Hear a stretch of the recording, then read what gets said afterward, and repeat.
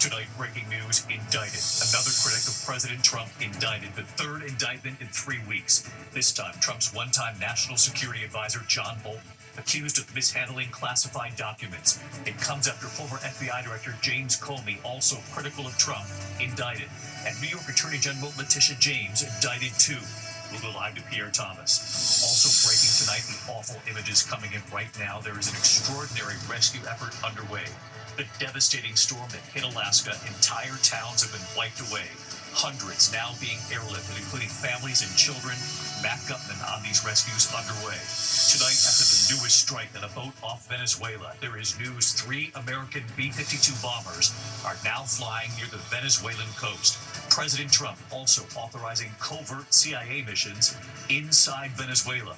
Martha Raddatz standing by with late reporting. What's behind all of this? Tonight, President Trump revealing he spoke with Vladimir Putin today for more than 2 hours, saying they will have another major meeting after their Alaska summit, this time in Hungary. The president saying he asked Putin today, how would you like it if I gave U.S. Tomahawk missiles to Ukraine to use against Russia? Tonight, the dramatic images of tear gas and violent clashes with federal agents in Chicago. And this evening, a judge now ordering those agents to wear body cameras. That judge saying she was startled by the images of the clashes.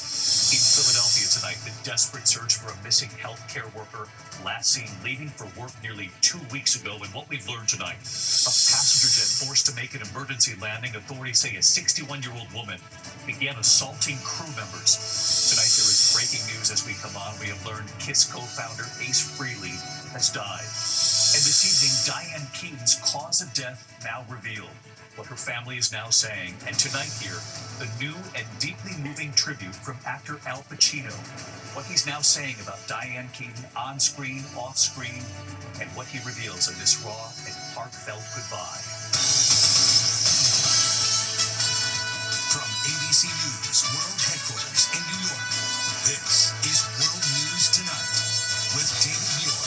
Good evening. We begin tonight here with the breaking news for the third time in 3 weeks. Another one of President Trump's most outspoken critics now indicted by a federal grand jury. This time, Trump's former national security advisor, John Bolton. The Justice Department tonight accusing Bolton of mishandling classified documents. Bolton, who played a major role in the first Trump administration, once writing after witnessing the president up close that he was, quote, not fit for office. Tonight, Bolton is indicted.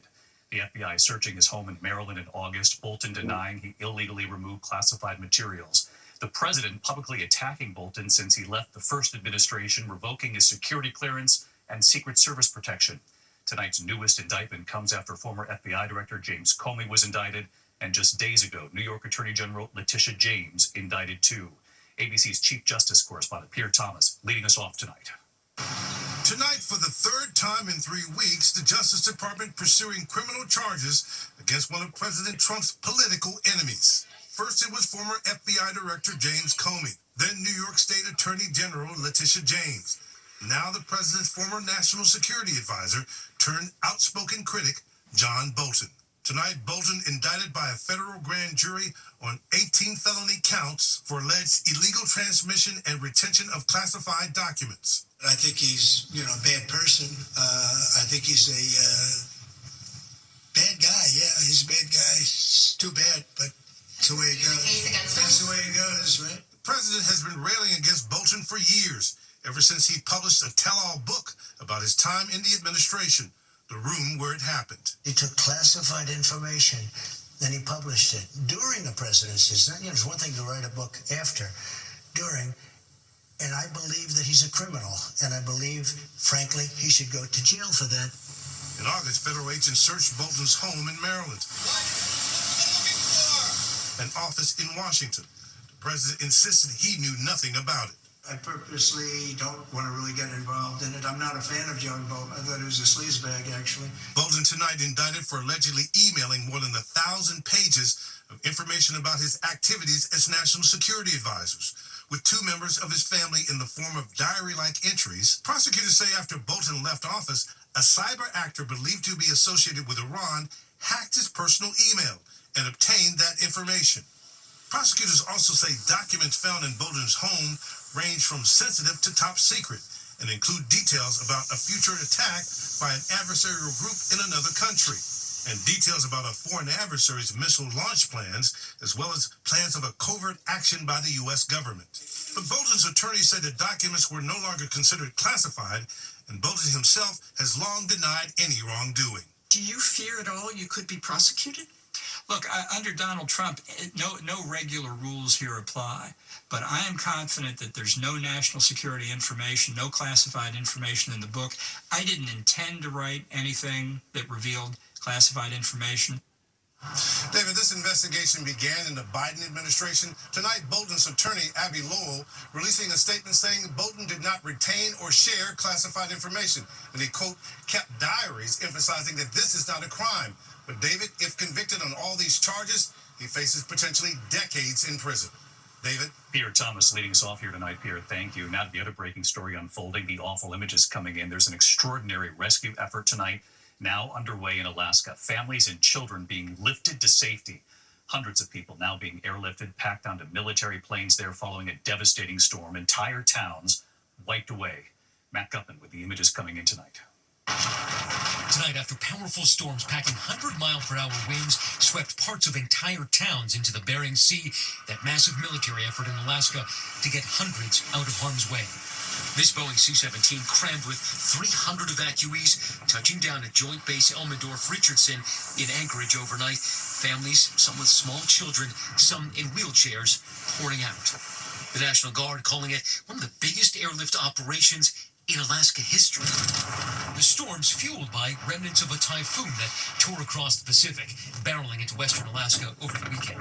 That devastating storm surge flooding the towns of Kipnuk and Quigillingok. Tribal administrator Tristan Carl watched his uncle's home being swept away. And I saw my cousin and my nephew in there, and I never heard panicking or yelling like that ever before. This is the damage left behind in Kipnuk, the surging sea turning already melting permafrost into muck. And the only way out? By air.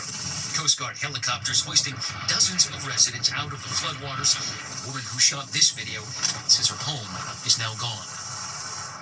And David, this monster storm has already left one person dead, 2 people missing. And just a short time ago, I spoke with emergency management officials in Alaska who say that this is still a very dynamic situation and that right now, tonight, they are still evacuating a couple of hundred people from those outlying areas. David? Yeah, those are just extraordinary images coming in, Matt. Thank you. Tonight, after the newest strike on a boat off Venezuela, we've now learned this evening there are 3 American B-52 bombers now flying near the Venezuelan coast. And President Trump tonight authorizing covert CIA missions inside Venezuela now. So Martha Raddatz with late reporting tonight. What's behind this? Tonight, just 48 hours after the newest U.S. attack on a boat off Venezuela, we're learning of a massive show of military force off Venezuela's coast. ABC News confirming 3 nuclear-capable B-52 heavy bombers flew for hours in the Caribbean waters less than 90 miles from Venezuela. The move comes in the midst of a major U.S. military buildup in the region of some 10,000 U.S. troops, including special operations helicopters, the kind used by Navy SEALs and Delta Force, now conducting exercises in the Caribbean. The U.S. military has already launched at least 5 deadly airstrikes on what the administration claims are boats operated by drug cartels, with President Trump now authorizing CIA missions in Venezuela and threatening ground strikes as well. We have a lot of drugs coming in from Venezuela, and a lot of the Venezuelan drugs come in through the sea, so you get to see that. But we're going to stop them by land also. Trump blames Venezuela's President Nicolas Maduro for drugs coming into the U.S. and is trying to pressure him to step down. The administration offering $50 million for information leading to his arrest and conviction on drug charges. And tonight, David, we're learning that Admiral Alvin Halsey, who is overseeing these operations, is stepping down. He has been on the job for less than a year. He is one of numerous senior officers who have resigned or been kicked out by Secretary Pete Hegseth since President Trump took office. David? Martha Raddatz on this tonight for us. Martha, thank you. Late today, President Trump revealing he spoke with Vladimir Putin for more than 2 hours today, saying after the Alaska summit, they will now meet again. And the president says he asked Putin directly, how would you like it if I gave U.S. Tomahawk missiles to Ukraine? Here's Mary Bruce. Just 2 months after his Alaska summit with Vladimir Putin failed to yield results, and with Russia intensifying its bombing of Ukraine and flying drones over NATO countries, President Trump tonight says he plans to meet with Putin again in the coming weeks, this time in Hungary. I think Alaska actually set a stage, and that wasn't very long ago, but it set a stage. Trump today speaking on the phone with Putin for more than 2 hours. Tomorrow he'll meet with Ukrainian President Zelensky at the White House. Zelensky has been asking Trump for powerful Tomahawk missiles capable of striking deep inside of Russia, something Trump said he discussed with Putin today. I did actually say, would you mind if I gave a couple of thousand Tomahawks to your opposition? I did say that to him. I said it just that way. He didn't like the idea. And Zelensky today arriving in Washington for that Oval Office meeting tomorrow. As for Trump's sit down with Putin, the president says his top advisors will meet with their Russian counterparts next week.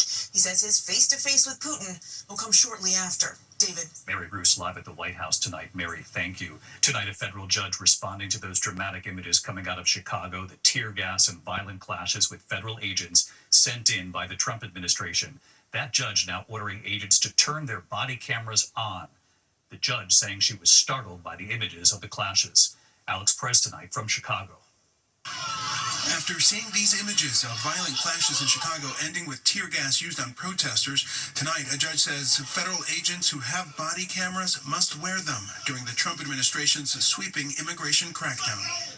U.S. District Judge Sarah Ellis saying she is deeply concerned with apparent violations of her earlier order restricting the use of force and riot control weapons after videos showed ICE agents striking a minister in the head with pepper balls.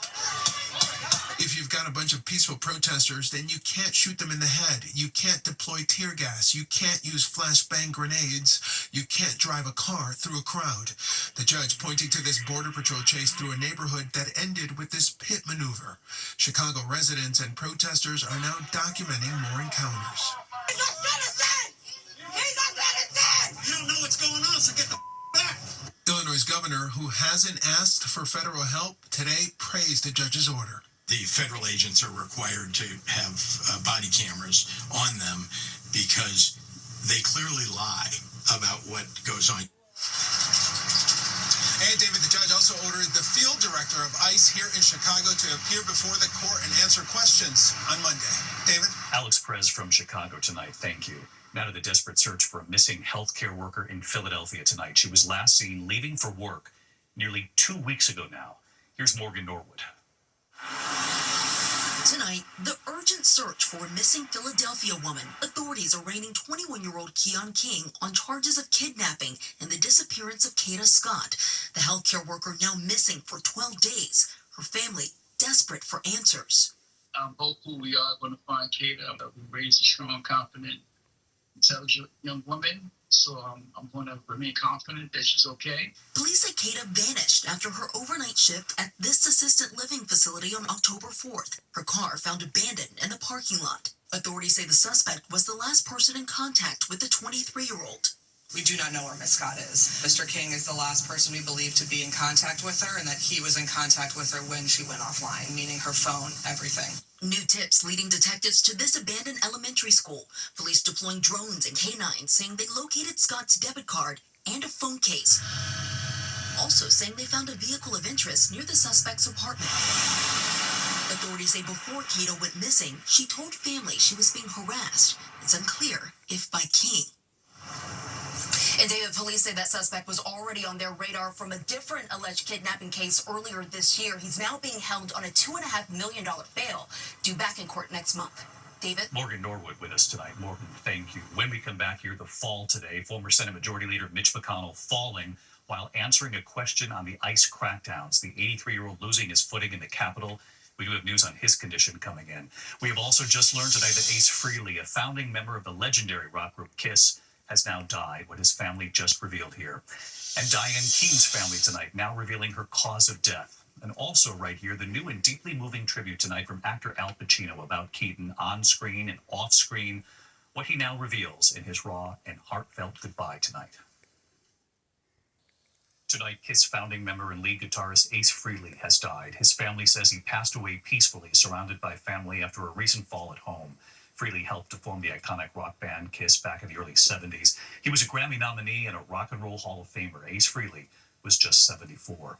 Kentucky Senator Mitch McConnell falling at the Capitol today. The 83-year-old falling while being asked a question about the ICE crackdowns.